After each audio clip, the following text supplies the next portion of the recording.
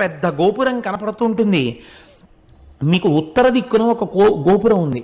ఆ గోపురంలోకి ఒక్కసారైనా వెళ్ళి బయటికి రావాలి. ఉత్తర గోపురంలోకి అంటే సమయం లేక వెళ్ళలేకపోతే అది వేరే విషయం అనుకోండి. ఎప్పుడైనా ఉత్తర గోపురంలోకి ఎందుకు వెళ్ళి బయటికి వస్తారంటే, అమ్మణ్ణి అమ్మన్నను ఒక ఆవిడ ఉండేది అరుణాచలంలో. ఆవిడ సంకల్పం చేసింది ఒక రోజున. ఉత్తర దిక్కున అంత పెద్ద గోపురం ఉండేది కాదు అప్పటికి. ఆవిడ ఏమనుకుందంటే, ఈశ్వర, నేను ఐశ్వర్యవంతురాలను కాను, నేను ప్రతి ఇంటికి వెళ్ళి చందా అడుగుతాను, వచ్చినటువంటి డబ్బులతో గోపురం కడతానని ఆవిడ ప్రతి ఇంటి ముందుకి వెళ్ళి నిలబడేది.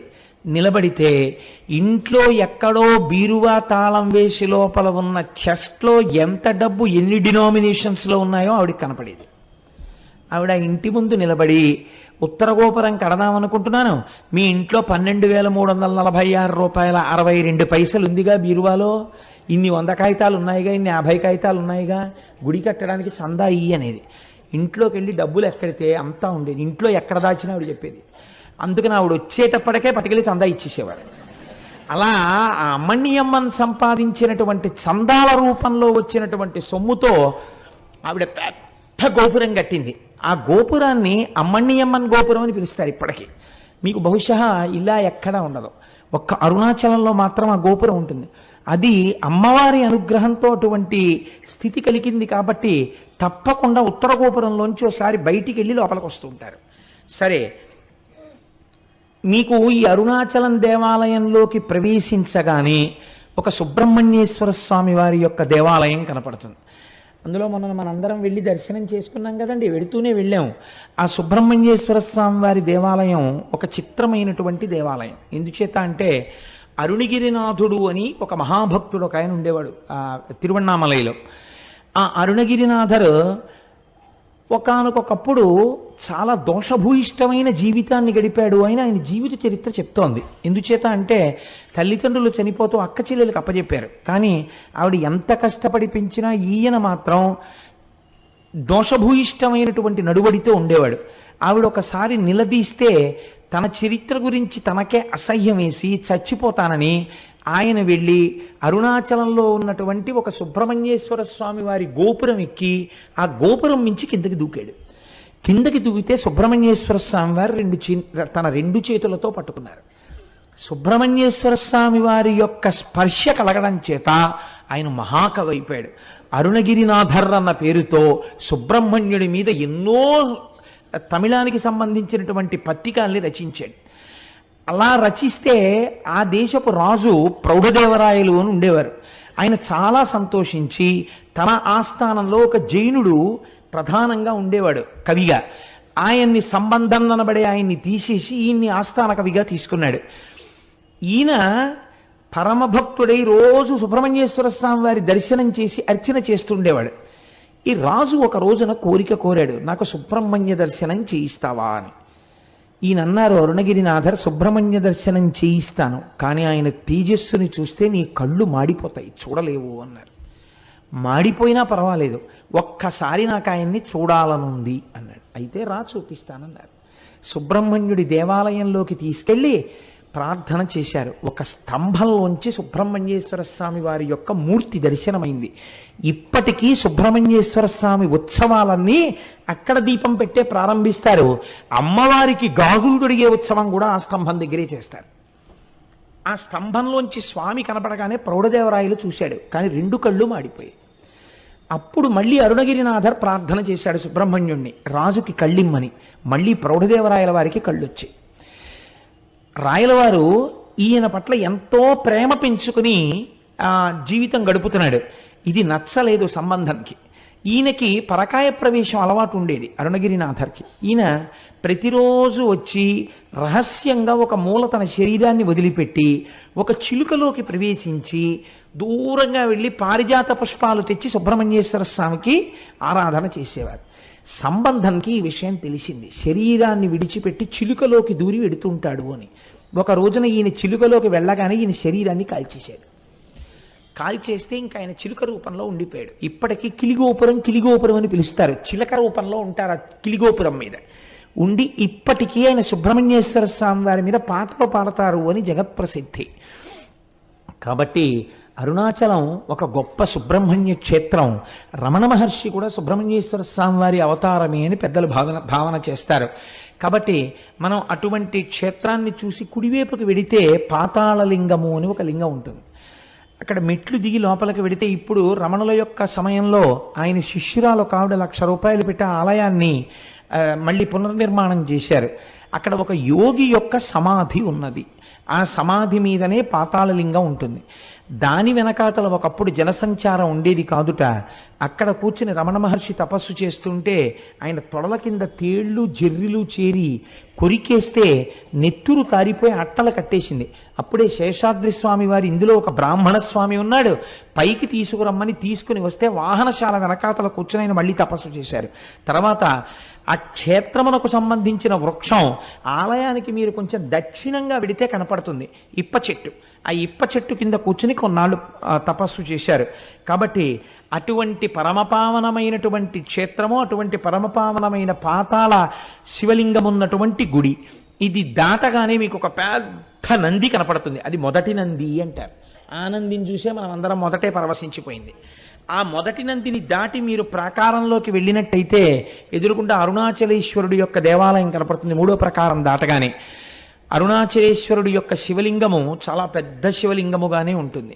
చిత్రం ఏమిటంటే, రమణులకు చాలా భక్తులైనటువంటి వారు కొంతమంది అరుణాచలేశ్వర దర్శనం చేసుకోవడానికి గుళ్ళోకి వెళ్ళినప్పుడు శివలింగము యొక్క స్థానములో గొంతుకు కూర్చున్నటువంటి రమణుల యొక్క దర్శనమైంది చాలామందికి. ఆయనకి అభేదమైనటువంటి స్థితిని చేరుకున్నారు. కాబట్టి అటువంటి అరుణగిరీశ్వరుడు, అయ్యవారికి ఇటువే పక్కన అపీత కుచాంబ అన్న పేరుతో పార్వతీదేవి ఉంటుంది. సుబ్రహ్మణ్యేశ్వర స్వామి వారికి పాలివ్వడం కూడా మానేసి ఒకానొకనాడు కైలాస పర్వతం మీద కూర్చున్నటువంటి పరమశివుడి యొక్క కన్నులు వెనక నుంచొచ్చి పరిహాసానికి మూసిన కారణం చేత లోకమంతా చీకటి అలుముకుంటే, ఎదరా రాక్షస సంహారం అవన్నీ వస్తాయి, అప్పుడు దాన్ని వివరాలు పూర్తిగా విందురుగాని, లోకమంతా చీకటి అలుముకుంటే తద్దోష పరిహారార్థమని అమ్మవారు తపస్సు చేసి పచ్చయ్యమ్మన్న పేరుతో ఆ అరుణగిరి యందు వెలసి ఈశాన్యలింగానికి వెళ్ళేటప్పుడు బస్ స్టాండ్కి వచ్చే 2వ వైపు రోడ్లోకి వస్తున్నప్పుడు పచ్చయ్యమ్మన్ గుడి కనబడుతుంది. అక్కడ అమ్మవారు లక్ష్మీదేవితో, సరస్వతీదేవితో, ఇంద్రాణితో, ఇతరులతో కలిసి ప్రదక్షిణం చేస్తున్నప్పుడు పశ్చిమ దిక్కుకి వచ్చేసరికి పరమశివుడు తన వామార్ధ భాగములోనికి అమ్మవారిని సుబ్రహ్మణ్యుడికి పాలివ్వడం కూడా మాని నా కోసమని వచ్చిన దానివి కాబట్టి నిన్ను అపిత కుచాంబ అని పిలుస్తున్నాను అని ఆ పేరుతో అమ్మవారిని తన శరీరార్థ భాగమునందు స్వీకరించాడు. కాబట్టి అమ్మవారు ఆ పేరుతో అర్చన చేయబడుతుంటుంది. అక్కడ చిత్రం ఏమిటో తెలుసా అండి? కావ్యకంఠ గణపతి ముని ఉమాసహస్రం చెయ్యాలనుకున్నారు. ఉమాసహస్ర రచనకి ముందు ఆయన మొట్టమొదట అరుణాచల ప్రవేశం జరగగానే ఆయనతో వచ్చినటువంటి తమ్ముడు ఒకడున్నాడు. వాడు అన్నయ్యని పట్టుకుని పీక్కు తినేశాడు. రే అన్నయ్య ఆకలేసేస్తోంది, అన్నయ్య ఆకలేసేస్తోంది అని ఆ రోజు ఏకాదశి తిథి. ఆయన అమ్మవారి గుడికి వెళ్ళారు. కావ్యకంఠ గణపతి ముని అపీత కుచాంబ అమ్మవారి మూర్తి ముందు నిలబడగానే అమ్మవారికి అలంకారం చేయబడినటువంటి పూలన్నీ జల జల జల జల కిందకి రాలిపోయాయి. అమ్మవారి అనుగ్రహం ఏదో నాకు కలిగింది, ఇక్కడే నేను ఏదో మహత్తరమైనటువంటి విషయం నా చేత అమ్మ చేయించబోతోంది అని గణపతి ముని అనుకున్నారు. అప్పటికి వారికి తెలియదు ఏం చెయ్యబోతున్నారో. ఆ తరువాతనే వారు అరుణాచలం గుడిని దర్శనం చేసుకుని బయటికి వెడితే చీకటి పడిపోయింది.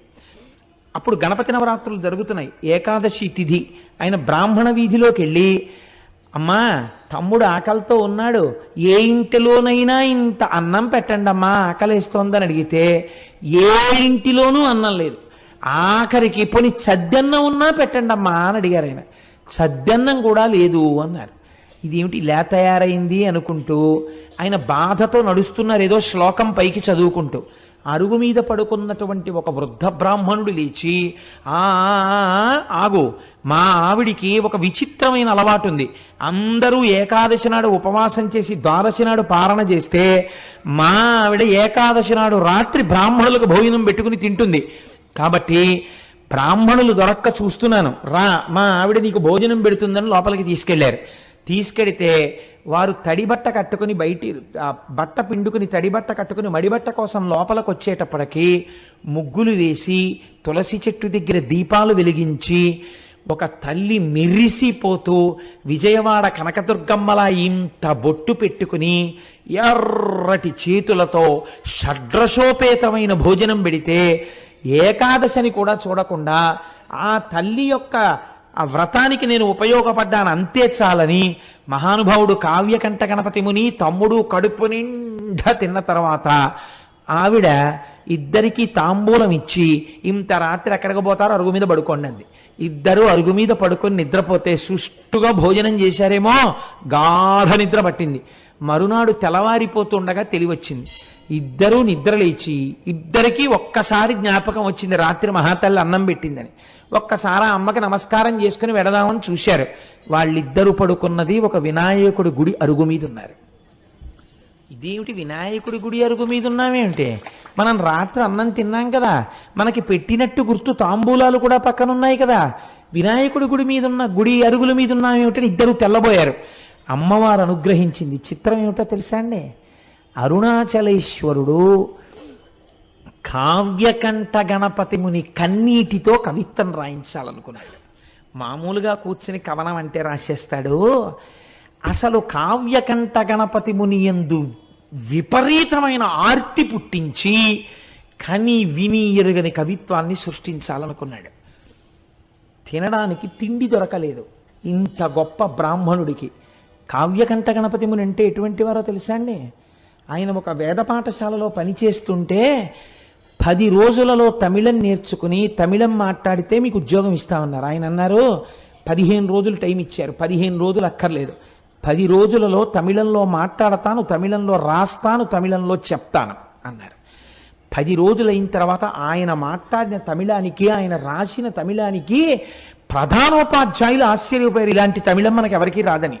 అంతటి మహాపండితుడు ఆయన. ఒకసారి చెన్నైలో కూర్చుని సంస్కృతంలో ప్రసంగాలు చేస్తుంటే కాలేజీ స్టూడెంట్స్ వచ్చి పరిహాసం చేశారు. ఈ వెర్రి బ్రాహ్మడికి ఏం తెలుసు, సంస్కృతంలో మాట్లాడతాడు, షేక్స్పియర్ డ్రామాస్ ఎలా ఉంటాయో ఈయనకి ఏం తెలుసు, మ్యాక్బత్ నాటకం ఈయన ఎలా ఉంటుందో అని. అంటే ఆయన అన్నారు, ఈ మాటలు చెప్పిన పిల్లవాడిని వేదిక మీదకి పిలుస్తున్నానన్నారు. వచ్చి కూర్చో, మ్యాక్బత్ నాటకం చాలా గొప్పదంటున్నావు కదా, షేక్స్పియర్ ఎంత అందమైన ఇంగ్లీష్లో చెప్పాడని నువ్వు అనుకుంటున్నావో ఆ పొయిట్రీ నువ్వు చదువు. ఈయనకు వచ్చా అంత ఇంగ్లీషు, నువ్వు చదువు. అంతకన్నా అందమైన సంస్కృతంలో అది మాట్లాడుతున్నప్పుడు వినేవాళ్ళకి అర్థం కాకపోయినా ఎంత అందంగా ఉంటుందని నువ్వు అంటున్నావో అంతకన్నా అందంగా నేను అదే భావాన్ని సంస్కృతంలో మ్యాక్బత్ నాటకాన్ని చెప్తానన్నారు. తెల్లబోయారు వాళ్ళు. ఎలా చెప్తారు ఈయన అని. ఆ పిల్లవాడు వచ్చి వేదిక మీద కూర్చుని మ్యాక్బత్ నాటకాన్ని ఇంగ్లీష్లో చెప్పాడు. ఇంగ్లీష్లో ఆయన చెప్తుంటే యథాతథంగా అలా వినేసి ఒక చాప్టర్ అయిపోయిన తర్వాత ఆయనకి ఎలా అర్థమయ్యేదో సరస్వతీ కటాక్షం సంస్కృత భాషలో మ్యాక్బత్ చెప్తుంటే ఆంగ్ల పండితులు కూడా తెల్లబోయారు. అయ్య బాబోయ్, సంస్కృతంలో మ్యాక్బత్ ఇంత అందంగా ఉంటుందా అని. అది కావ్యకంఠ గణపతి అంటే. ఆయన సామాన్యుడు కాడు, సాక్షాత్ వారణాసిలో డుంఠి గణపతి అనుగ్రహం చేత పుట్టినవాడు. వారి చేత అద్భుతమైన కవిత్వం చెప్పించాలనుకున్నారు అరుణాచలేశ్వరుడు. ఎక్కడికి వెళ్ళినా అన్నం పుట్టలేదు. ఆఖరికి ఇళ్ళకెళ్ళి వారాలు అడిగారు. పోని వారానికి ఒక్కరోజు మీ ఇంటికి వస్తాం, భోజనం పెడతారా అని. వారానికి 4 రోజులు దొరికాయి. అది కూడా రోజు విడిచి రోజు రాత్రిళ్ళు భోజనం దొరకలేదు. తమ్ముడు ఆకలో ఆకలో అని ఏడుపు. అరటిపళ్ళు కొనుక్కోరా అని డబ్బివ్వడానికి కానీ లేదు ఆయన దగ్గర. ఇంత బాధలో ఉంటూ ఆకలి కడుపు మండిపోతుంటే ఈ బాధతో నేను ఎవరినడగనయ్యా, అన్నం లోకానికి అన్నం పెట్టే అన్నపూర్ణ భర్త ఎందుకు ఇలా బాధ పెడుతున్నావు, నా కడుపుకు అన్నం పెట్టవా అని రోజు ఓ శ్లోకం రాసేవారు ఆయన. రాసి అరుణాచలేశ్వరుడి దేవాలయం ముందు నించుని గట్టిగా శ్లోకం చెప్పేవారు. ఆ శ్లోకం ఎంత గొప్పగా ఉంటుందో వినడానికి తిరువన్నామలైలో ఉన్న సంస్కృత పండితులందరూ వచ్చి కూర్చుని వినేవారు. విని అబ్బాయి ఎలా చెప్తున్నాడు రా ఇలాంటి కవిత్వం అనేవారు. చిత్రం ఏమిటో తెలుసా అండి? ఎవ్వరూ ఈ పూట మా ఇంటికి భోజనానికి రమ్మని పిలిచేవారు కాదు. ఉత్తరీయాలు దులుపుకుని వెళ్ళిపోయేవారు. ఈశ్వరాజ్ఞ. వాళ్ళకి అటువంటి మనసు లేక కాదు, అలాంటి మనసు పుట్టకుండా చేశాడు శంకరుడు. అలా తప్పిస్తే తప్ప అటువంటి కవిత్వం రాదని. హరస్తుతి అని పేరు పెట్టారు ఆయన. పెట్టి శరన్నవరాత్రులు అయ్యాక మొదలుపెట్టారు. కార్తీక మాసంలో కృత్తికా దీపోత్సవానికి ఒక వారం రోజుల ముందు దాన్ని ఆపారు. చిట్ట చివరి రోజున ఆయన అన్నారు, ఈశ్వర, రేపటి రోజున ఇన్నాళ్లుగా నేను చెప్పిన కవిత్వపు ఆఖరి శ్లోకంతో నీకు చెప్తాను. అన్నం పుట్టిందా? పుట్టింది. పుట్టకపోతే నన్ను ఇలా ఉంచాలని నువ్వు అనుకుంటున్నానని కళ్ళంబట నీళ్లు వరదలై కారుతుండగా ఏడుస్తూ ఆ శ్లోకాలు చెప్పారు. అవి వినడానికి భగవాన్ రమణులు కూడా ఆ రోజు దేవాలయానికి వచ్చి కూర్చుని విన్నారు. తెలుసా అండి? ఎప్పుడు ఎక్కడా నిలబడనటువంటి వారు తాను బ్రహ్మజ్ఞానినని తెలిసిపోతుందని ఒక పిచ్చివాళ్ళ తిరిగే శేషాద్రి స్వామి గుళ్ళోకి వచ్చి కూర్చుని అరుగెక్కి కూర్చుని విన్నారు ఆ రోజున ఆ కవిత్వాన్ని. ఇటువంటి బ్రహ్మజ్ఞానులు శ్రోతలై ఉండగా కన్నులంబట నీరు కారిపోతూ ఆ హరవిలాసాన్ని ఆయన శ్లోకాలన్నింటినీ చెప్పారు. చెప్పి ఏడిస్తే ఆఖరి శ్లోకం అయిపోగానే ఊళ్ళో ఉన్న పెద్దలందరూ వచ్చి ఆయన కాళ్ళ మీద పడిపోయారు. పడిపోయి, మహానుభావ, మీరు మా ఊరు విడిచిపెట్టి వెళ్ళడానికి వీల్లేదు. మా ఊళ్ళో ఉన్న సంస్కృత పాఠశాలలో మీకు అధ్యాపక వృత్తిని ఇస్తున్నాం. మీరు హాయిగా ఇక్కడుండి గొప్ప జీతం ఇస్తాం. మీరు వంట చేసుకోకండి, మా ఇంటికి రండి అంటే మా ఇంటికి రండి అని వీళ్ళకి పిలిచి భోజనాలు పెట్టేవారు. ఇటువంటి కవిత్వం మళ్ళీ రాదు. ఇటువంటి మహాపురుషుడు పుట్టడనేమో. ఈశ్వరుడు అక్కడ అరుణాచలేశ్వరుడు ఆయన చేత ఇది రచింపచేశాడు. 2, అదే కావ్యకంఠ గణపతి ముని మామిడి గుహ అని ఒక గుహ ఉంది. ఆ గుహలో కూర్చుని ఉమాసహస్రం రాస్తున్నారు. ఉమాసహస్రం రాస్తున్నప్పుడు ఆయన ప్రతిజ్ఞ చేశారు, ఇన్ని రోజులలో నేను ఇది పూర్తి చేసేస్తాను అని. ఇంకొక 2-3 రోజుల్లో పూర్తి చెయ్యాలి. 1000 శ్లోకాలు పూర్తి చెయ్యాలి. ఈలోగా వేలు మీద గోరు చుట్టు పుట్టింది. ఎంత బాధ, ఎంత నిప్పు అంటే పెన్ను కూడా ఇలా పట్టుకోలేని స్థితి వచ్చింది. ఆ రోజు రాత్రి పడుకున్నారు. నాకు జ్ఞాపకం ఉన్నంత వరకు నేను ఎప్పుడో చదివాను నాయన పుస్తకాన్ని. ఆ పుణ్యకోటి అనుకుంటాను ఆ వైద్యుడి పేరు. ఆ పుణ్యకోటి అనబడేటటువంటి వైద్యుడి కలలోకి పరమశివుడు వెళ్ళాడు. ఓరి, నువ్వు పడుకోవడం కాదు, నీ పేరుకు తగిన వాడవుక. అదిగో అక్కడ అరుణాచలంలో చూత గుహలో ఒక మహానుభావుడు ఉమాసహస్రం రచిద్దామని కూర్చున్నాడు. వేలు మీద గోరు చుట్టు పుట్టింది. శస్త్రచికిత్స చేసి ఆయనకి స్వస్థత కలిగించని చెప్పాడు. వెతుక్కుంటూ డాక్టర్ గారు ఆపరేషన్ ఎక్విప్మెంట్ అంతా పట్టుకుని కొండెక్కాడు. ఎక్కితే అక్కడ కావ్యకంఠ గణపతి ముని కనపడ్డారు గోరు చుట్టుతో. ఆ గోరు చుట్టు ఆపరేట్ చేశారు. ఇవాళ రాత్రి 12 గంటలకి పూర్తవ్వాలి ఉమాసహస్రం. రాత్రి 9 ఎంతో అయింది. భగవాన్ రమణులు వచ్చి గుహలో ఒక అరుగు మీద పడుకున్నారు. మొదలు పెడితే కవనం వెళ్ళిందండి ఆయనకి. 1000 శ్లోకాల ఉమాసహస్రం. ఖచ్చితంగా 12 గంటలు అవడానికి కొద్ది నిమిషాల ముందు ఉమాసహస్రం పూర్తయిపోయింది. ఆశువుగా పూర్తయిపోయిన తర్వాత రమణ మహర్షి లేచారు. లేచి, రాసుకున్నావా చెప్పిందంతా అన్నారు. ఆయనే అరుణాచలేశ్వరుడై ఈయన చేత పలికించారు. మీరే పలికించారని గణపతి ముని నిర్ధారించారు. అటువంటి అద్భుతమైన సంఘటనలకు ఆలవాలము అరుణాచలము. మనం ఇవాళ చదువుకుంటున్నటువంటి వాటిల్లో చాలా భాగాలు అరుణాచలేశ్వరుడు, అపీత కుచాంబ వాళ్ళిద్దరి అనుగ్రహంగా వెలగించబడ్డవే. ఆ సుబ్రహ్మణ్యేశ్వర స్వామి వారి యొక్క అనుగ్రహంగా వెలగించబడ్డవే. ఇక్కడే ఒక చిత్రమైనటువంటి విషయాన్ని మీకు విజ్ఞాపన చేస్తాను నేను. వల్లాల గోపురము అని చెప్పి ఒక పెద్ద గోపురం, ఆ లోపలికి వెడుతున్నప్పుడు తూర్పు గోపురాన్ని దాటి వెళుతున్నప్పుడే ఈ కిలి గోపురం అందులోనే ఉంది అని ఈ చిలుక. ఆ రాజు ఈ వల్లాల రాజు గారికి మల్లమాదేవి, సల్లమాదేవి అని 2 భార్యలు. వీళ్ళ పేర్లు మారే. కొన్ని పుస్తకాల్లో ఈవిడ పేరుని ఇంకొక పేర్లు కూడా వాడారు. కానీ పేరుతో నిమిత్తం ఏముంది? మనకి కావలసినది విషయము యథార్థమైనది కావాలి. ఎక్కడ చెప్పిన వృత్తాంతం మాత్రం ఇదే చెప్పారు. ఈయనకి బిడ్డలు లేరు. బిడ్డలు కావాలని పరితపిస్తున్నాడు. అరుణాచలేశ్వరుణ్ణి సేవిస్తున్నాడు. అరుణాచలాన్ని తిరువణ్ణామలైని రాజధానిగా చేసుకుని పరిపాలన చేస్తున్నాడు. అటువంటి సమయంలో ఒకరోజు కైలాసం నుంచి పరమశివుడు తన ప్రమదగణాలన్నింటితో కలిసి వచ్చాడు. అందరూ జంగమ వేషాలు వేసుకున్నారు. జంగమలందరూ తిరువణ్ణామలైలో ఉన్నటువంటి కళావంతుల ప్రతి స్త్రీ ఇంటికి వెళ్ళిపోయారు. పరమశివుడుగా ఉన్న జంగమ వెళ్ళడానికి ఒక్క కళావంతుల ఇల్లు, ఒక్క నృత్య కళాకారుని ఉన్న ఇల్లు లేకుండా చేశాడు. రాజు దగ్గరికి వస్తే రాజు జంగమదేవరిని చూసి సంతోషపడిపోయి కాళ్ళ మీద పడ్డాడు. మహానుభావా, నీకేం కావాలన్నాడు. నాకొక్క కళావంతుల స్త్రీ కావాలి, నృత్యం చెయ్యాలన్నాడు. రాజు వెళ్ళి వెతికి తెమ్మన్నాడు. ఎవ్వరూ లేరు. ప్రమథగణాలు ఆ జంగమదేవర్ల వేషంలో అప్పటికే ప్రతి ఇల్లు చేరిపోయారు. అయ్య బాబోయ్, వచ్చినవాడు జంగమదేవర శివస్వరూపుడు, నా మాట ఎలా నిలబడుతుందని బెంగెట్టుకున్నాడు. ఆయన రెండవ భార్య సల్లమాదేవి అంది, మీరు బెంగ పెట్టుకోకండి, మీ మాట నిజం చేస్తాను, నేనే వెళ్ళి ఆ జంగమ ముందు నాట్యం చేస్తానంది. రాజు వెళ్ళమన్నాడు. జంగమ నిద్రపోతున్నాడు. ఈవిడ వెళ్ళేటప్పటికి ఆవిడ, నేను నీ దగ్గర నాట్యం చెయ్యడానికి వచ్చాను అని తాకి లేపింది. ఇలా ముట్టుకోగానే ఒక పసిపిల్లవాడై ఆ తల్పం మీద ఏడ్చాడు శంకరుడు. ఆ పిల్లవాడిని చేతులతో పట్టుకుని, మనకి బిడ్డలు లేనటువంటి బాధని ఈశ్వరుడు తీర్చాడు మహారాజా, ఈ పిల్లవాడిని స్వీకరించండి అని చేతిలో పెట్టింది. చేతిలో ఆ పిల్లవాడిని ఇలా పట్టుకుంది. ఇలా పట్టుకునేటప్పటికి ఆ పిల్లవాడు అంతర్ధానం అయిపోయాడు. అంతర్ధానమై శంకరుడిగా ప్రత్యక్షమై, నాకు నా శరీరము పడిపోయిన తరువాత తదనంతరము కర్మ చెయ్యడానికి కొడుకు లేడని బెంగ పెట్టుకుని నన్ను ఉపాసన చేశావు కనుక నీకు ప్రతి సంవత్సరం నీ శరీరము పడిపోయిన తరువాత నీకు తద్దినాన్ని నేనే పెడతాను అని ప్రతిజ్ఞ చేశాడు. మీకు చిత్రం ఏమిటో తెలుసా అండి? మాఘమాసంలోనే ఆయన తిథి వస్తుంది, వల్లాలరాజు గారి తిథి.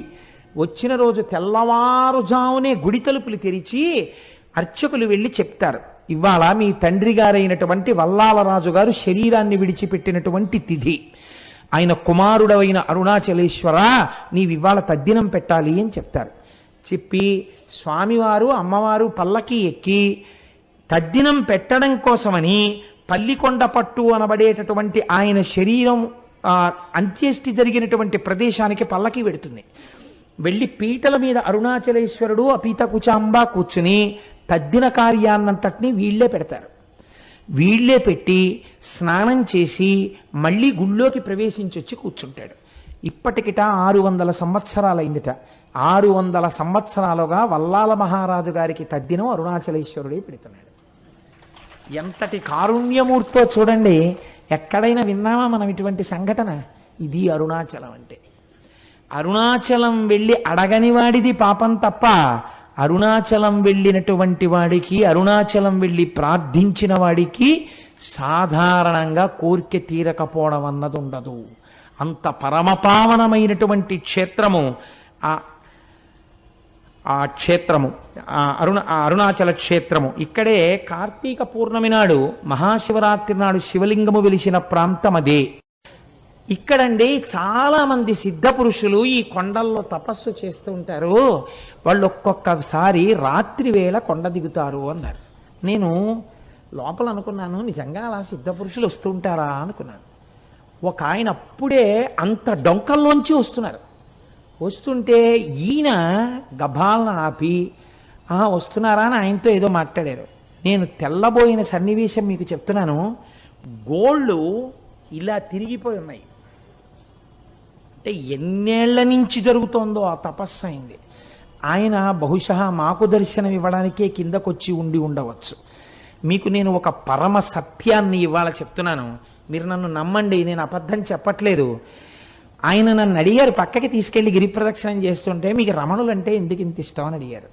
అడిగితే ఏదో పుస్తకాల్లో చదువుకున్న 4 మాటలు తప్ప నాకేం తెలుసు కనుక, ఆ రమణులు అంతటి వారండి, రమణులు ఇంతటి వారండి, నేను చదువుకున్నవేవో చెప్పా. ఆయన అన్నారు, మీరు చెప్పినట్టు రమణుడు గొప్పవాడు కాడు. రమణుడు దొంగ, రమణుడు స్వార్థపరుడు. లేకపోతే రమణుడి కోసం కొన్ని వేల మంది వచ్చారు అరుణాచలం. ఎవరికిచ్చాడు మోక్షం? వాళ్ళ అమ్మగారికి ఇచ్చాడు. వాళ్ళ అమ్మగారికి మోక్షం ఇవ్వడం గొప్ప, స్వార్థం కాదా అంటే నేనన్నాను, లేదండి ఆయనతో పాటే ఉన్న ఇంకొక ఆయనకు కూడా ఇవ్వబోయారు, ఆయన జీవుడేమో జారిపోయాడు, ఇవ్వలేకపోయారు అన్నాను. అంటే ఆయన అన్నారు, అది కాదు, రమణులు వాళ్ళ తల్లి గారికి మోక్షం ఇవ్వడాన్ని మీరు సమర్థించడానికి మీకు ఏమన్నా ఆధారం ఉందా అన్నారు నా దగ్గర.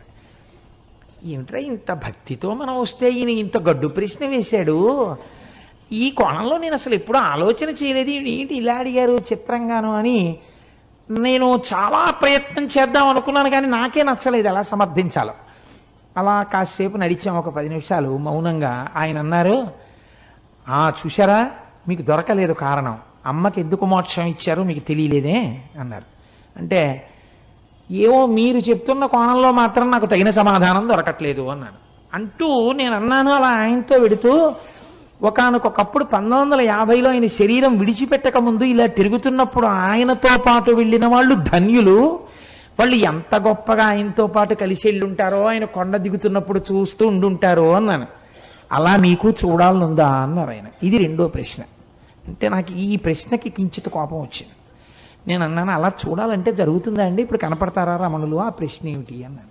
ఆయన నవ్వారు. అంతే, మా మధ్య అంతే సంభాషణ జరిగింది. మేము వెళ్ళిపోయి మర్నాడు నేను వచ్చేస్తున్నాను రమణాశ్రమం నుంచి, బయలుదేరిపోతున్నాను, చెన్నై వెళ్ళిపోవాలి, బస్సులు ఎక్కే హడావిడిలో ఉన్నాం. ఆయన మళ్ళీ ఠంగులు కనపడ్డారు. కనపడి ఓ చేతి సంచి ఒకటి ఇస్తూ ఉంటారు రమణాశ్రమంలో పుస్తకాలు కొనుక్కున్నప్పుడు. ఆయన ప్రత్యేకం ఓ పుస్తకం, ఒక క్యాసెట్ తెచ్చి, ఇవి నేను మీకు బహూకరిస్తున్నాను కోటేశ్వరారు అని ఇచ్చారు. ఎంత ప్రేమమూర్తో. నేను ఆ తర్వాత వారిని చూడలేదు. రమణాశ్రమానికి వెళ్ళిన ఆయన పేరు అవి ఇచ్చారు కూడా, కానీ మాకు కనపడలేదు. ఆ తర్వాత ఇన్ని మార్లు వెళ్ళాను, నాకు వారు కనపడలేదు. నేను ఇంటికి వచ్చి యథాలాపంగా పెట్లోంచి పుస్తకాలన్నీ కొనుక్కున్నవి తీసి అక్కడ పెట్టేసి వెళ్ళిపోబోతూ ఇలా గాలికి ఎగురుతుంటే ఒక పేజీ, ఆ పేజీ మీద చెయ్యేసి ఇలా చూశాను. రమణులు తల్లికే మోక్షం ఎందుకు ఇయ్యవలెను అని ఉంది దాని మీద. నేను తెల్లబోయి ఇదే కదా మన నేను అడిగారు అని చెప్పి నేను అది చదివాను. చదివితే రమణుల యొక్క తల్లి వృద్ధాప్యంలో ఆవిడ యొక్క కుమార్తె, అమ్మా నాతో చెన్నై వచ్చేయమ్మా, వీడి దగ్గర ఉంటే ఏం చూస్తాడు, నువ్వు నాతో వచ్చేస్తే ఇంకెంతో కాలం ఉండవు కదా, జాగ్రత్తగా చూస్తావంటే అమ్మగారు అన్నారు, మీతో వస్తే ఏం చేస్తారు? ఓ పరుపు మీద పడుకోబెడతారు, జాగ్రత్తగా చూస్తారు. నా ప్రాణోత్క్రమణం అయితే ఏం చేస్తారు? కొన్ని కోట్ల జన్మల నుంచి ఏం చేశారో అదే చేస్తారు. మీరు నన్ను తీసుకెళ్లి దహిస్తారు. వీడి దగ్గర ఉంటే ఏమవుతుంది? పోయే ప్రాణం ఎలాగో పోతుంది. వీడు జనన మరణములకు అతీతుడు, నా కొడుకు. వాడు జ్ఞాని. కాబట్టి వాడు నేను చచ్చిపోయిన తర్వాత నా శరీరాన్ని తన 2 చేతులతో పైకెత్తుతాడు. మీ దగ్గర ఉంటే వాడు ఎత్తాడు, వాడు రాడు తిరువణ్ణామలై వదిలి. వాడు పైకెత్తి వాడు కాల్చడు. ఈ శరీరాన్ని పట్టుకెళ్ళి పక్షులు తింటాయని రక్కసిముళ్ళని ఇంతంతుంటాయి అరుణాచలం కొండ మీద, రక్కసిముళ్ళ పొదలలోకి విసిరేస్తాడు. వాడి చేతులతో పట్టి పైకెత్తాడు కాబట్టి నాకు మళ్ళీ ఇంకొకసారి పడిపోవలసిన అవసరం లేని స్థితిని కలుగుతుంది. కాబట్టి వీడి దగ్గర పోతానన్నారు. ఈ మాట తల్లి అన్నందుకు కొన్ని కోట్ల జన్మలు అనుభవించవలసిన పాపపుణ్యములను ఆఖరి రోజున తీసేసి మోక్షం ఇచ్చేశారు. ఇందుకు ఇచ్చారు మోక్షం తప్ప స్వార్థంతో ఇయ్యలేదు అని రాసుంది. అమ్మ బాబోయ్, ఆనాడు అడిగిన ప్రశ్నకి ఆయన ఇచ్చిన పుస్తకంలో ఎగిరిన పేజీలో జవాబుంది అని నేను తెల్లబోయాను. నిజంగా క్యాసెట్ పెట్టాను. ఆ క్యాసెట్ ఏమిటో తెలుసా అండి? రమణులు కొండ మించి దిగుతున్నట్టు, ఎక్కడో ఒక అరుగు మీద కూర్చుంటున్నట్టు, అందరితో మాట్లాడుతున్నట్టు, బాగా వృద్ధులైపోయిన తర్వాత ఇలా చేతులు వేసి వెడుతున్నట్టు, ఆఖరణ వారి శరీరం విడిచిపెట్టేసినప్పుడు అందరూ ఒక్కసారి లేచి నిలబడినట్టు ఉన్న క్యాసెట్. చిత్రం ఏంటంటే, నా స్నేహితుడు ఒకడు ఉన్నాడు, అతను ఎప్పుడు పెడతాడు అరుణాచలం. అతని దగ్గర కూడా లేని ఆ క్యాసెట్ ఆ రోజుల్లో నాకు ఎలా వచ్చిందో నాకే తెలియదు. నేను ఆ రోజుల్లో ఆ క్యాసెట్ని, అది నా దగ్గర లేదు అని అతను నాకు చెప్తే నేను తెల్లబోయి, ఇది నాకు బహుశः భగవానులే అనుగ్రహించుంటారు, ఇది స్వార్థంతో నేను ఒక్కడిని అనుభవించకూడదని మా ఇంట్లో కలర్ టీవీ పెట్టి రమణుల జన్మదినోత్సవం నాడు ఎందరినో పిలిచి బ్యాచ్లుగా చూపిస్తే ఒక మహాతల్లి నాకు సలహా ఇచ్చారు, ఇలా మీ ఇంట్లో ఎన్ని బ్యాచ్లకి పెడతారండి, చిన్న అపార్ట్మెంట్లో శివాలయానికి తీసుకొచ్చి క్యాసెట్ వేయండి అన్నారు. అంటే టీవీ అప్పట్లో ఇవే డివిడీలు లేవు, వీసీఆర్లే. వీసీఆర్ పట్టుకుని వెళ్ళి వెంకటనగర్ శివాలయంలో ఆ క్యాసెట్ని నేను ప్లే చేసి కొన్ని 100 మంది చూసి సంతోషించారు. బహుశా మీరు చూశారేమోనమ్మా. అన్నీ అరుణాచల అనుబంధంలో రమణులే అనుగ్రహించారు. కనుక ఆ అరుణాచలం అంత గొప్ప అరుణాచలం. కాబట్టి చూడండి, నేను మీకు ఎందుకు విజ్ఞాపన చేశాను అంటే, ఆ కొండ సామాన్యమైన కొండ కాదు. శివుడు అక్కడ స్థూల రూపంలో ఉన్నాడు, కొండగా ఉన్నాడు. అరుణాచలేశ్వరుడి దేవాలయమునందు శివలింగముగా ఉన్నాడు. అదే అరుణాచలం కొండ మీద దక్షిణామూర్తిగా ఇప్పటికీ ఉన్నాడు అని అంటారు. ఎందుచేతనంటే, రమణ మహర్షి యొక్క శిష్యులు కొంతమంది అరుణాచలం కొండ శిఖరాల మీద కూర్చుని ఉండగా వారికి పాదుకలతో నడిచి వెళ్ళిపోతున్నటువంటి చప్పుళ్ళు వినపడ్డాయి. నేను సరిగ్గా చెప్పి ఉంటే పేరు, నాకు ఆ పేర్లు సరిగ్గా జ్ఞాపకం ఉండవు. చాడ్విక్ అనుకుంటాను, రమణుల శిష్యుల్లో ఒక ఆవిడ. ఆ చాడ్విక్ అన్న ఆవిడ ఒకసారి అరుణాచల శిఖరం మీద కూర్చుని ఒక ప్రదోష వేళలో ఆవిడ ఏదో సంగీతంలో ఉండేటటువంటి రాగముల గురించి ఆలోచన చేస్తూ పాడుకుంటున్నారు. అపురూపమైనటువంటి రాగాలు కొన్ని ఆ అరుణాచలం కొండల్లోంచి వినపడ్డాయి. ప్రదోష వేళలో పరమశివుడు దక్షిణామూర్తిగా కూర్చుని ఉంటే ఇప్పటికీ అనేక మంది దేవకాంతలు ఆయన ముందు నాట్యం చేస్తూ గంధర్వగానం చేస్తారని ఆవిడ దాన్ని రికార్డ్ చేశారు. రికార్డింగ్ అవుతుందేమో చూద్దామని రికార్డ్ చేసి రమణుల దగ్గరికి తీసుకొచ్చి ఆన్ చేస్తే ఆ సంగీతం రికార్డ్ అయి వినపడింది. అరుణాచలం అంత పరమపావనమైన క్షేత్రం. ఇప్పటికీ దక్షిణామూర్తిగా పరమశివుడు దాని యందు కూర్చుని ఉన్నాడు అని పెద్దలు విశ్వసిస్తారు. అటువంటి అరుణాచలంలో ఒక మహానుభావుడు, కాళ్ళు ఉండేవి కావు ఆయనకి. ఆయన అరుణగిరికి ప్రదక్షిణం చేద్దామని కేవలం పిరుదుల మీద డేకుతూ వెడుతున్నాడు. వెడుతుంటే చచ్చు పడిపోయినటువంటి కాళ్ళు తిరిగి సత్తువని పొంది ఆయనకి కాళ్ళు వచ్చాయి. అరుణాచల ప్రదక్షిణం, అరుణగిరి ప్రదక్షిణం అంత గొప్పది. అలాగే ఒకానొకప్పుడు ఒక సంపన్నురాలు తిరువణ్ణామలై రైల్వే స్టేషన్లో దిగి ఒక పెళ్లికి వెళ్ళడం కోసమని తిరువణ్ణామలై వచ్చి ఒక జట్కా మాట్లాడుకుని వెడుతుంటే ఆ జట్కా వాడు ఆ కొండలలోకి అరణ్యంలోకి తీసుకుపోతున్నాడు. ఆవిడ, ఇదేమిటి ఇలా తీసుకెడుతున్నావు అంటే, నోరు విప్పితే చంపేస్తానన్నాడు. భగవానుడు ఇక్కడే కొండ రూపంలో ఉన్నాడు, నన్ను రక్షిస్తాడని ఆవిడ జట్కాలో కూర్చుని అరుణాచల శివ, అరుణాచల శివ, అరుణాచల శివ అని 3 మాటలు అన్నారు. అనేసరికి పెద్ద పెద్ద టార్చ్ లైట్లు వేసుకుని ఒక పోలీస్ టీం ఒకటి అక్కడికి వచ్చింది. వచ్చి వెంటనే ఈ దొంగని పట్టుకుని దేహశుద్ధి చేసి ఆవిడ్ని కారు ఎక్కించుకుని పెళ్లి జరగవలసిన కళ్యాణ మంటపం దగ్గరికి తీసుకెళ్లి ఆవిడ్ని విడిచిపెట్టారు. ఆవిడ మహాసంపన్నురాలు, చదువుకున్నది. నన్ను ఇంత రక్షించారు కనుక మీ నెంబర్స్ ఇవ్వండి, మీ బ్యాడ్జ్ నెంబర్స్, రేపు మీ పోలీస్ స్టేషన్లో నేను కొంత అమౌంట్ ఇచ్చి మీకు క్యాష్ అవార్డు ఇమ్మని వచ్చి నేను మీకు బహూకరిస్తానని చెప్పి ఆవిడ నెంబర్స్ తీసుకున్నారు. తీసుకున్న రాత్రి పెళ్లికి అటెండ్ అయ్యి మర్నాడు తన బంధువులతో కలిసి పోలీస్ స్టేషన్కి వెళ్ళి, నిన్న రాత్రి నన్ను కొంతమంది పోలీసులు రక్షించారు, వాళ్ళ నెంబర్లు ఇవి, వాళ్ళకి క్యాష్ అవార్డు ఇవ్వండి అని చెప్పి ఆవిడ ఇస్తే, తమిళనాడు పోలీసు సర్వీస్లో ఈ నెంబర్లు ఉన్న పోలీసులు లేరమ్మా, ఈ నెంబర్లు లేవని చెప్పారు. పరమశివుడే ఆ రూపంతో వచ్చి ఆవిడ్ని రక్షించాడు ఆ రోజున. అలాగే ఎంతమందికో మహానుభావుడు ఒకానొక సమయంలో ఒక ఆంగ్లేయుడు, ఆయన బూటు లేకపోతే అడుగు తీసి అడుగు వెయ్యలేడు. అటువంటి వాడు బూట్లతో ప్రదక్షిణం చేద్దామని వెడుతుంటే బూటు చిరిగిపోయింది. కటిక చీకటి, బూటు కుట్టేవాడు లేడు. కుట్టేవాడు లేక నేను ఎలా రక్షింపబడతానని భగవాన్ రమణులు చెప్తుంటారు. అరుణాచల ఈశ్వరుడే కాపాడుతుంటాడని అరుణాచల శివ, అరుణాచల శివ, అరుణాచల శివ అంటూ నించున్నారు. ఎక్కడి నుంచి వచ్చాడో అంతలో చెప్పులు కుట్టేవాడు వచ్చి, అయ్యా మీ బూటు కుట్టనా అండి అని కుట్టేసి ఆయన అలా ఉండిపోయాడు. అంతే, ఆ అరణ్యంలోంచి అరుణాచలంలోకి వెళ్ళిపోయాడు. ఆయన బూట్లు కుట్టి వెళ్ళాడు, ఆ బూట్లతో ఆయన గిరి ప్రదక్షిణం చేశాడు. ఇలా ఎంతమందో ఎన్ని రకాలుగానో ఆ అరుణాచల గిరి ప్రదక్షిణంలో అనుభూతులను పొందారు. నేనైతే మీకు ఒకటి మనవి చేస్తాను. ఇప్పటికీ అరుణాచలంలో మనకు ఒక ఆశ్చర్యమైన సంఘటన కనపడుతుంది. మీకు ఏ దేవాలయంలో ఎవ్వరూ కూడా 5 పైసలు వెయ్యండి అని అడగారు. నాకు ఇప్పటికీ చాలా ఆశ్చర్యంగా ఉంటుంది. 150 మంది వెళ్ళామనుకోండి, సాధారణంగా వాళ్ళు ఏమనుకుంటారు, 150 మంది వచ్చారు, మీ గోత్రనామాలు చెప్పండి అనాలి. వాళ్ళు అనరు. వాళ్ళు మీరు పళ్ళెల్లో ఏం వేస్తారని అడగారు. వాళ్ళందరికీ చేతిలో చిటికిడి చిటికిడి చిటికిడి చిటికిడి విభూతి పెట్టేస్తారు. నమస్కారం పెట్టుకుని వెళ్ళిపోతుంటే, ఇదేంటి వీళ్ళు అసాధ్యం కోలా, ఇంతమంది వచ్చారో రూపాయి లేదని వాళ్ళు అనరు. అర్ధరాత్రి 1 గంటకి 2 గంటలకి ఒకే ఒక విదేశీ వనిత వర్షం పడుతుంటే అరుణాచలానికి గిరి ప్రదక్షిణం చేస్తూ వెళ్ళిపోతూ ఉంటుంది.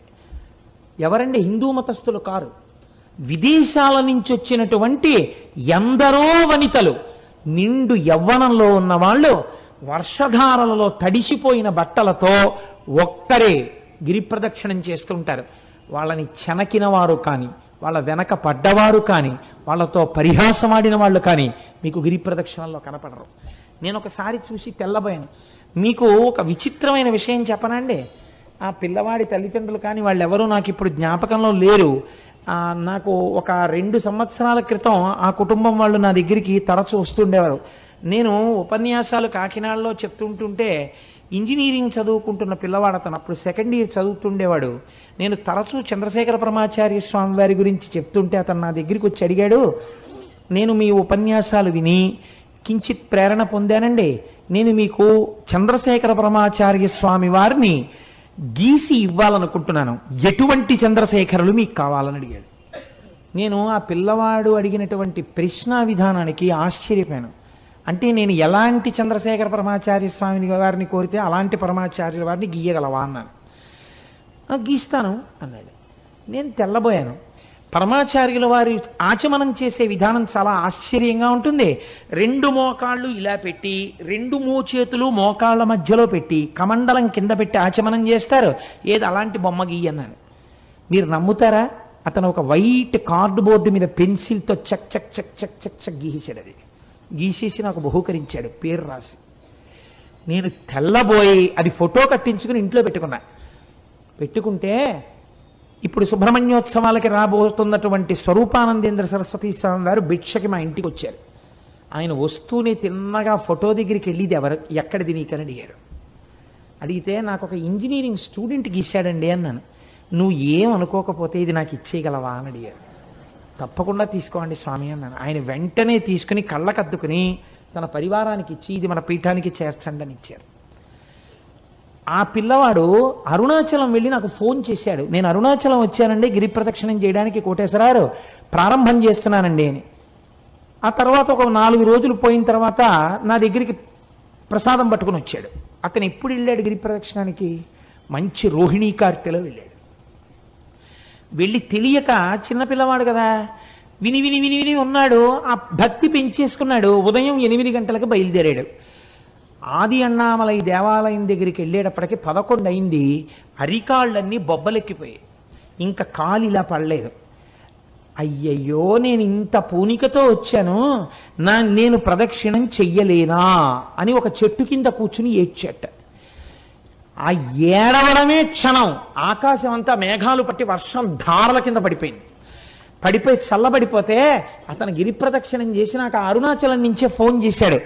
నేను ఇటువంటి అనుభూతిని పొందాను కోటేశ్వరారు, ప్రసాదం పట్టుకుని మీ ఇంటికి వస్తున్నానని నాకు పట్టుకొచ్చి ప్రసాదం ఇచ్చాడు. తరచూ నా దగ్గరికి వస్తుండేవాడు ఆ కుర్రవాడు. తర్వాత ఉద్యోగం వచ్చినప్పుడో ఎప్పుడో కూడా నా దగ్గరికి వచ్చాడు. నా దగ్గరికి నేను కొంచెం వచ్చేవాళ్ళని ఎందుకు అనాలి, నాకే జ్ఞాపక శక్తి తక్కువ, గుర్తుండదు. ఇప్పుడు పాపం ఎక్కడికి వెళ్తున్నానని చెప్పాడో, ఎక్కడ ఉద్యోగానికి వెళ్ళాడో. కానీ ఆ పిల్లవాడి ఈ పరమ పవిత్రమైన ఉపన్యాసంలో స్మరింపబడడం చేత అతని జీవితం ఈశ్వరుడి చేత చక్కగా రక్షింపబడుతుంది. కాబట్టి నాకే ఎన్ని అనుభూతులు ఉన్నాయో అరుణాచల క్షేత్రంతో, తెలిసి తెలియని నేను 4 మాటలు చెప్తే నమ్మి వెళ్ళిన వాళ్ళు భక్తి వలన ఎన్ని అనుభవించారో అరుణాచల క్షేత్రంలో. కాబట్టి ఆ అరుణాచలం కొండయందు నమ్మకం పెట్టుకొని ఆ అరుణాచలం వెళ్ళి మీరు ఆ కొండల కింద చూస్తుంటే ఎన్ని తీర్థాలు కనపడతాయో, ఎన్ని చెరువులు కనపడతాయో. చిత్రం ఏమిటో తెలుసా అండి? అరుణాచలానికి ఏకకాలమునందు ప్రదక్షిణం చేస్తారు. ఒకటి మనుష్యులు చేసేటప్పుడు ఎడం పక్క నుంచి తిరుగుతారు, దేవతలు కుడి పక్క నుంచి వస్తారు. అందుకే వాళ్ళకి అడ్డెళ్ళకూడదని చెప్పి అటు వెళ్ళొద్దంటారు కుడి పక్కకి. అరుణాచలగిరి ప్రదక్షిణం చేసేటప్పుడు ఒక మర్యాద ఉంది శాస్త్రంలో. మనంతట మనం తగిలించుకోవడం కాదు, నిజంగా బాగా భక్తులని రుజువేమి అంటే ఎవరైనా గిరి ప్రదక్షిణం చేసేటటువంటి సమయంలో ఒకవేళ వాళ్ళ యొక్క కాలు కానీ వేలు కానీ తెగి నెత్తురు ధారలై కారితే వేరొకరికి ఆ రక్తధారని ఆపే అధికారము లేదు. సాక్షాత్తు శ్రీ మహాలక్ష్మి వచ్చి తన పట్టు చీర కొంగు చింపి కట్టుకడుతుంది అని ప్రమాణం. ఇది ఎంత నిజమో మీకు చెప్పనండి. నేను ముత్యాల సత్యనారాయణ ఇక్కడే ఉన్నాడు. మాతో హరిప్రసాద్ గారని డిప్యూటీ మేనేజర్ క్వాలిటీ కంట్రోల్ చేశారు మాకు. ఇవాళ పొద్దున్న కూడా వారు నాకు ఫంక్షన్లో కనబడ్డారు. ఆయన మొదటిసారి అరుణాచలం వచ్చారు భార్యతో. గిరి ప్రదక్షిణం చేస్తున్నారు. ఇలా గుళ్ళోకి వెళ్ళి బయటికి వస్తున్నారు ప్రదక్షిణం చేస్తూ. అసలు అంత దెబ్బ తగిలే అవకాశం లేదండి. ఆవిడ కాలు వేలు తెగిపోయి నెత్తురు కారింది, పెద్ద మడుగు కట్టింది, అంత రక్తం కారిపోయింది. అడిగిపోయాడు మా సత్యనారాయణ. ఇప్పటికీ నాతో మొన్న కూడా అన్నారు హరిప్రసాద్ గారు, నేను ఆశ్చర్యపోయేది కోటేశ్వరరావు, నేను ఎంత ప్రయత్నించాగని రక్తధార ఎక్కడి నుంచి వచ్చిందోనయ్యా, ఓ పెద్ద ఆవిడ కొండలోంచి పరుగు పరుగున వచ్చింది, వచ్చి ఉండవయా అని గబక్క లోపలికెళ్ళి 4 ఆకులు తీసుకొచ్చి పిండిందిలాగా, పిండగానే రక్తం కట్టేసింది, ఆవిడ కొంగు చింపి కట్టు కట్టిందయా. ఎంత ఆశ్చర్యం, డాక్టర్ దగ్గరికి తీసుకెళ్తే కలేరు తగ్గిపోతుందని కుట్లు వేసాడు, తగ్గిపోయింది. ఎంత చిత్రం అన్నారు. అయ్యా మీరు ఎంత భాగ్యవంతులండి, మీ ఆవిడ ఎంత పుణ్యం చేసుకున్నదో, ఎంత మంచి హృదయమో. కాకపోతే ఆవిడికి లక్ష్మీదేవే కట్టు కట్టిందండి. మీరు నమ్మండి, స్కంద పురాణం అలా చెప్పిందని చెప్పాను నేను. ఏం సత్యనారాయణ నిజమా కదా, లేచి నిలబడి చెప్పు, లేకపోతే నేను అబద్ధం చెప్పాను అనుకుంటారు.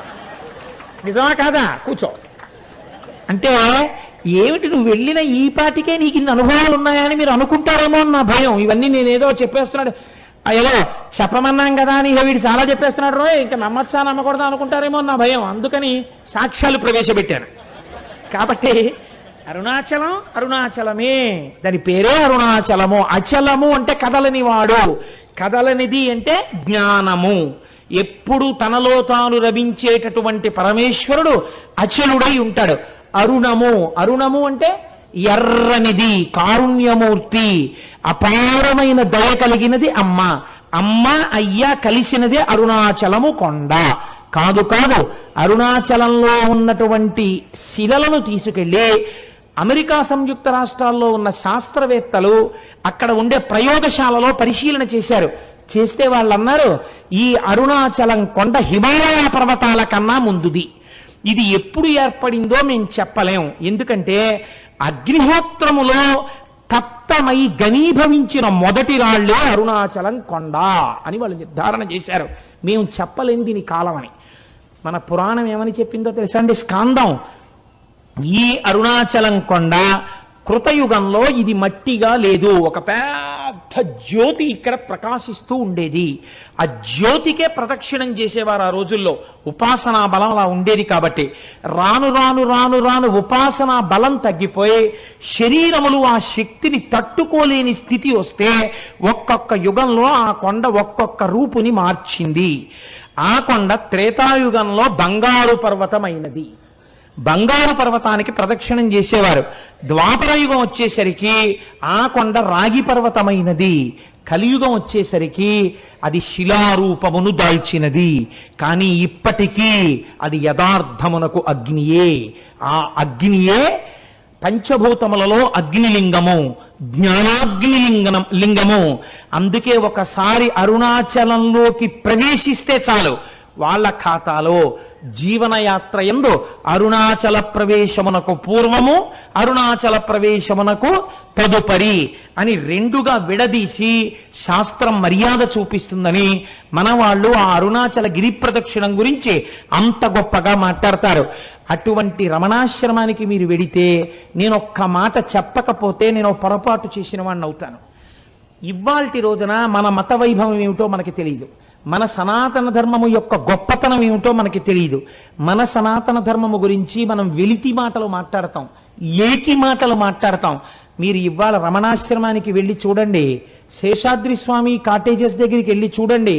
మొన్న వచ్చిన వాళ్ళు చూశారు, ఎంత మంది విదేశీయులో కోట్లు వేసుకుని టైలు కట్టుకుని అరుణాచలం వచ్చిన వాళ్ళు ఆ ప్రాంతాన్ని చూసి పొంగిపోయి ఖద్దరు బట్టలు వేసుకుని, ఖద్దరు పంచెలు కట్టుకుని, ఖద్దరు చొక్కాలు వేసుకుని వాళ్ళు అరుణాచలంలో భోజనాలు అయిపోయిన తర్వాత రమణాశ్రమంలో విస్తళ్ళు కూడా ఎత్తుతూ ఉంటారు. వాళ్ళు ఇంతంత విభూతి రేఖలు ఎట్టుకుని, ఇంతంత బొట్లు పెట్టుకుని, విదేశీ వనితలు చీరలు కట్టుకుని ఉంటారు. కట్టుకుని వాళ్ళు అక్కడ కూర్చుని సంస్కృతంలో ఉన్నటువంటి శ్లోకాలని ఇంగ్లీష్లో రాసుకుని అందరి దగ్గర తెలుసుకుని ఉచ్చారణ నేర్చుకుని చక్కగా వాళ్ళు నిజంగా శ్లోకాలు చదువుతుంటే అసలు ఏమి సాధనరా అనిపిస్తుంది. మీకు నేను ఒక సంఘటన చెప్తాను. నేను ఒకసారి అరుణాచలం వెళ్ళినప్పుడు బాగా తెల్లవారుజామున కొండల మీదకెడితే బాగా తపస్సులో కొన్ని సంవత్సరాల నుంచి ఉన్నటువంటి వాళ్ళ గుహల దగ్గర పాలు పిట్టొచ్చే వాళ్ళు కనపడతారు అని చెప్పారు. అప్పట్లో నేను మా పినమామ గారితో ఎక్కువ వెడుతుండేవాడిని. ఆయన్ని తీసుకుని కొండ మీదకి వెళ్ళాను. అయితే ఇంకా చీకటి విడవలేదు. అప్పటికే ఒక ఫారినరు, ఒక ఫారిన్ లేడీ, దేవర్ యంగ్ కపుల్, వాళ్ళిద్దరూ దిగొస్తున్నారు. దిగొస్తుంటే మా పినమామ గారికి గబగబా వెళ్ళి, కొంచెం దూకుడు మనస్తత్వం ఉన్నవారు, సంతోషం ఎక్కువ ఉన్నవారు, వాళ్ళ దగ్గరికి వెళ్ళి వాళ్ళని సంతోషంగా మీరు ఎక్కడికి వెళ్ళి వస్తున్నారు అని అడిగారు. అడిగితే ఆవిడంది, ఇక్కడ నేను బాగా దూరంగా కనపడేటటువంటి ఆ గుహలో ఒక యోగి తపస్సు చేస్తున్నాడు, కేవలముగా అస్థిపంజరం ఎలా ఉంటుందో అంత శుష్కించిపోయాడు, కన్నంలోంచి మాత్రమే చూడమని పాలాయన చెప్పాడు నాకు. నేను కన్నంలోంచి చూశాను, కానీ నాకు ఆయన శరీరంలోంచి కొన్ని వేల వోల్ట్ల బల్బు వెలుగుతున్నట్లు కాంతితో నాకు దర్శనమైంది. ఇతను అక్కడ పాల కుండ ఒకటి పెట్టి వస్తుంటాడు ఒక పిడతతోటి. మరునాడు వెళ్ళేటప్పటికి తాగి ఖాళీ పిడత ఉంటుంది, తాగకపోతే ఇంకొక పాల పిడత పెట్టి వచ్చేస్తుంటాడు. అటువంటి తపశ్శక్తితో ఉన్న మహాపురుషుణ్ణి చూశాను అంది ఆవిడ. అంటే మా పినమామ గారు ఆవిడికి వెరీ గ్లాడ్ మా దేశం వచ్చి మీరు ఇటువంటి చూశారు అని ఇలా షేక్ హ్యాండ్ ఇచ్చారు. అంటే ఆవిడ షేక్ హ్యాండ్ ఇవ్వకుండా ఇలా నమస్కారం చేసింది. You are really great that you have born in a country like India. You are saying that you are staying in Kakinada. By undertaking one night's journey, you are capable of coming to Tiruvannamalai and see such holy men. But we are cursed. We are staying in a remote place like America, where we cannot see such holy men. I prostrate before you. I don't want to shake my hand with you. You people belonging to Sanatana Dharma, you people belonging to Hindu religion are really great by virtue of your birth itself. We prostrate before you. అన్న దంపతులు ఇద్దరు సాష్టాంగ నమస్కారం చేశారు. కేవలం సనాతన ధర్మంలో మనం పుట్టినందుకు, పుట్టలేకపోయామని ఏడ్చి వాళ్ళు సాష్టాంగ నమస్కారం చేశారు. ఇటువంటి అమృత భాండం, ఇటువంటి ఐశ్వర్యవంతమైన ఇంట పుట్టి అడుక్కు తిన్నవాడు ఎంతటి అయోగ్యుడో, ఇటువంటి సనాతన ధర్మంలో పుట్టి దీని మీద విలితి ప్రసంగాలు చేసేవాళ్ళు అంతటి అవివేకులు. అంతటి గొప్ప అరుణాచలం. ఒక్కసారి ఆ నామాన్ని స్మరిస్తే చాలు, ఒకసారి గిరి ప్రదక్షిణం చేస్తే చాలు, ఒక్కసారి ఆ రమణుల ఆశ్రమంలోకి వెడితే చాలు, అరుణాచలేశ్వర దర్శనం చేస్తే చాలు. నిజానికి ఈ అరుణాచలం గురించి నాకు ఒక 10 రోజుల ప్రసంగం చెయ్యాలనుంది. కానీ శివమహాపురాణం టాపిక్ అయినప్పుడు అంతా నేను వెళ్ళకూడదని ఇవాళ త్రయోదశి తిథి నాడి ప్రదోష వేళ అరుణాచలం గురించి మాట్లాడాలి అని ఇవాళ అరుణాచలం గురించి మాట్లాడాను. రేపటి రోజున భగవాన్ రమణుల గురించి మాట్లాడతాను. ఇవాళ మనం ఇంత చక్కటి విషయాన్ని విని ఉన్నాం కాబట్టి మన అందరికీ ఆ ఈశ్వరానుగ్రహము కలుగుట కొరకై నేనంటాను, మీరనండి, ఒక్క 3 మార్లు ఆ నామం చెప్పి మనం బయలుదేరదాం. అరుణాచల శివ, అరుణాచల శివ, అరుణాచల శివ, అరుణ శివ.